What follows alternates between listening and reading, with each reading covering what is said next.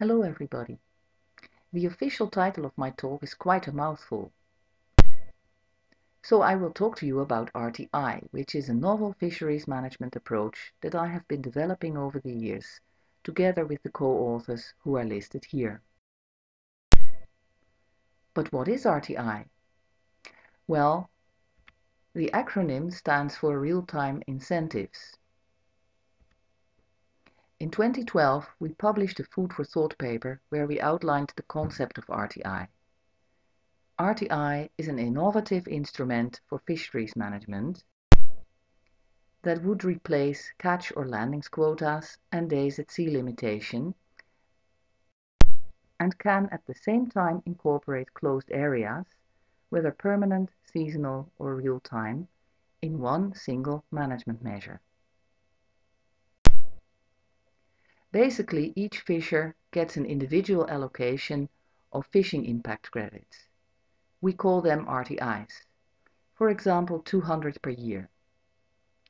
With those, the fisher can fish when and where he wants, as long as he pays according to spatiotemporally varying tariffs that are displayed on maps such as this one. The managers will set the tariffs according to their objectives. They will set high tariffs, for example of 5 RTIs per day in the red cells, where they want to discourage fishing, for example because in that cell the catchability is high of the species of which the fishing mortality needs to be limited. In other cells the tariffs can be quite low, such as 0.1 or 0.5 in the white and yellow cells respectively. In those cells fishing is encouraged, for example because the catchability of the vulnerable species is low there. In our proposal, the tariffs would be set based on relative CPUE levels of the relevant species. For example, if we consider cod only, which is a choke species whose fishing mortality needs to be restricted, we can set the tariffs according to the relative CPUE levels. Where catch rates are high, impact of fishing on the stock is high, and tariffs should be high. Where catch rates are low and the fishermen target something else, fishing does not impact the cod stock very much, so tariffs can be low, because there the costs to the stock are low, so to say. If the costs to a vulnerable bycatch species needs to be considered in addition, for example vulnerable elasmobranchs, the distribution of their discard rates can be used to modify the tariffs. This can be done, but it doesn't have to be done like that, by simple superposition. Wherever discard rates are medium-high, the tariffs become red, and where they are very high, black, which is closed.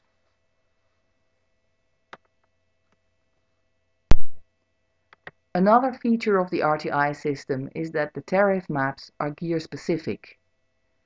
And when someone fishes with a selective gear, for example with one for which it has been proven by a scientific study that it lets most cod escape, the fisherman can have a much easier tariff map with most of the area white or yellow, so that he can fish year-round almost everywhere. Now, one last feature of RTI is that the tariffs can be updated at any timescale you wish, for example weekly by real-time information, just as with real-time closures. This way, the tariffs always reflect the actual distribution, that is, to the extent that last week's cell abundance is predictive of this week's. Historical information on seasonality can be used to update the tariff maps as well. Okay, so how would it work in practice? One of our co-authors, Amos Barkai, has a company that produces software for electronic logbooks, and he is developing a customization of his software to handle the needs for RTI. we have written an ICES paper about it. Fishers would have a unit on board on which they can see the tariff maps integrated with the e-log software, where they can log all other information. And he would see his balance of RTIs left and how many fishing days he would have left if he continues to fish at the current rate. And RTIs would be automatically deducted from his account based on his position, which would be sent to the on unit. The algorithms for calculating real-time tariffs would be largely automatic, but managers should still be able to make ad hoc decisions, and they should also respond to requests of skippers when they want to be allocated a different map, when they start using a different gear, etc. Okay, we used the simulation framework to explore the dynamics of the system. I'm not going to talk you through the details of the model, and this flowchart is only here for illustration. It suffices to say that it is an abstract model. It does not mimic actual species or management areas. Some people call this a toy model. It's meant to be as simple as possible to investigate the features of interest. The version of RTI I explored follows a particular automatic algorithm for tariff setting. In fact, two different algorithms at two different timescales. One algorithm is how to update the tariffs within year based on real-time information. Each week, the CPUEs for each cell would be calculated based on electronic logbook information and VMS. Tariffs of cells would go up or down if the CPUE of that cell relative to the mean of that week was higher or lower than last week. The other algorithm is just like the annual harvest control rules we are used to. If we find out from an annual stock assessment that the fishing mortality on the stock was higher or lower than the agreed target, the overall level of tariffs becomes more or less restrictive. The harvest control rule I investigated specified that the tariffs would only change if the F was more than 10% different from the target, and in that case the tariffs would all become 10% more or less stringent. So both algorithms are in force, but operate at different timescales.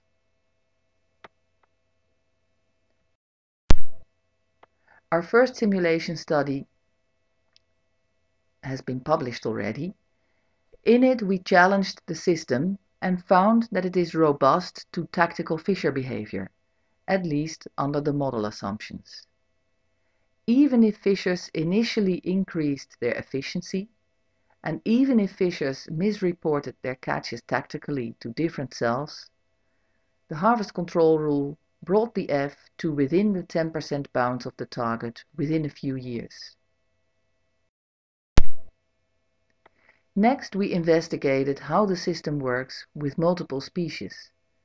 For example, if a mixed fishery has to be managed where one species chokes the fishery, and if, in addition to 3 commercial species, the impact on a vulnerable bycatch species needs to be managed as well. The tariffs were based on the CPUEs of all 4 species according to a specific algorithm. Let me explain what happens from right to left. The scenario on the right is traditional TAL, total allowable landings, the system we have or had before the landings obligation. If species 1, the blue one, is the choke species, but fishers are allowed to continue fishing until they caught all their quotas, in this case species 2, the red one, would be the last one, and they would discard their over-quota catches, then this is what happens. About 35% of over-quota catches for the choke species, and also about 10% of over-quota catches for species 3, the green one. With a real TAC or catch quota system, the scenario in the middle, where fishers have to stop fishing as soon as their first quota has been caught, species 1 is so much choking the fishery that fishers will be unable to catch their other quotas, resulting in 45% and almost 30% of undercatching of species 2 and 3 respectively. The simulated scenario of RTI on the left results in undercatching of all species. For species 4, the purple one, which is the vulnerable bycatch, which had no TAC or TAL in the other scenarios, this is no problem. The lower catches, the better. Species 2 and 3 are undercaught to a much lesser extent than under the TAC system, the degree to which is about halved. And the choke species is a little bit undercaught, and certainly not overcaught as under the total allowable landing system. So in these tests, RTI comes out as the superior system, performing better than TAC, TAL, and also effort management, which is not shown here.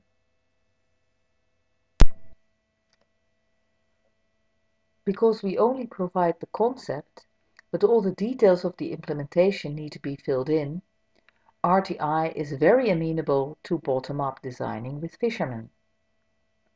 This has two advantages.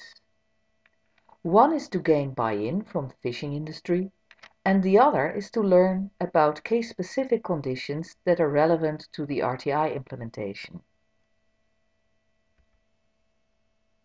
Reid and I have had extensive discussions with Irish fishermen, starting in 2011-2012, which resulted that by 2014 they felt ownership of the system and want to run a pilot. Questions considered were: how many RTIs does each individual skipper get? Equal numbers? Based on historical track record?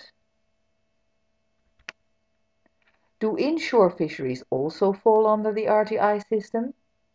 Do small boats get a lower RTI allowance, or should they get a higher allowance?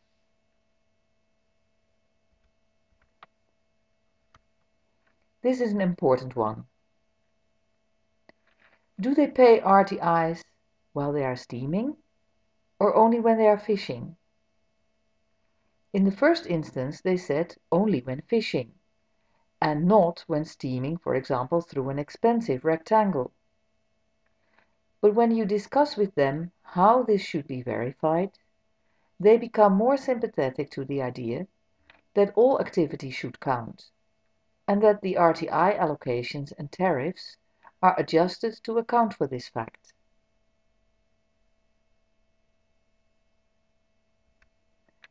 How is the initial map set up?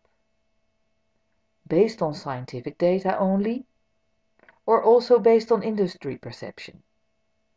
Or include the wishes of environmental NGOs as well?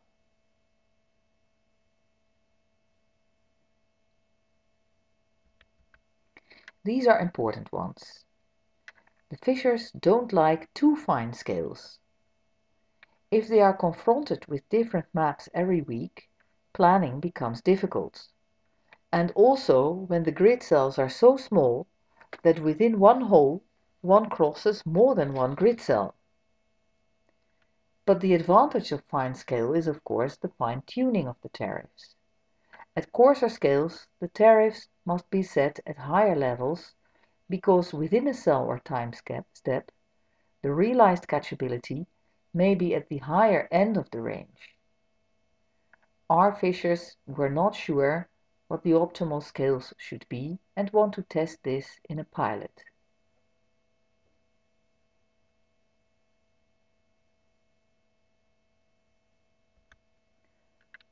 Further issues were the gear-specific maps and the burden of proof. How must fishers prove that they fish more selectively? And what if it is not a gear, but a fishing practice, such as targeting and avoidance, that is more selective?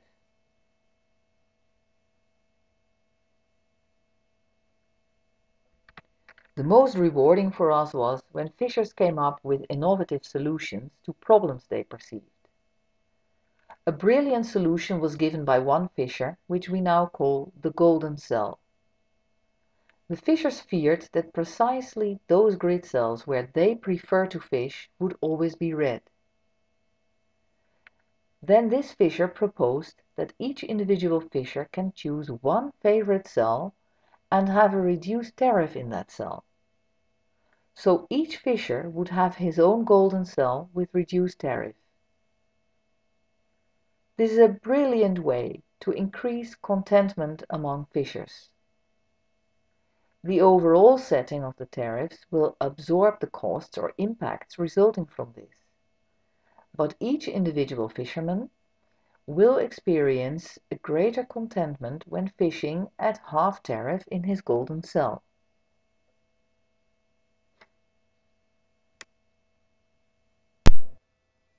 Okay, that's it.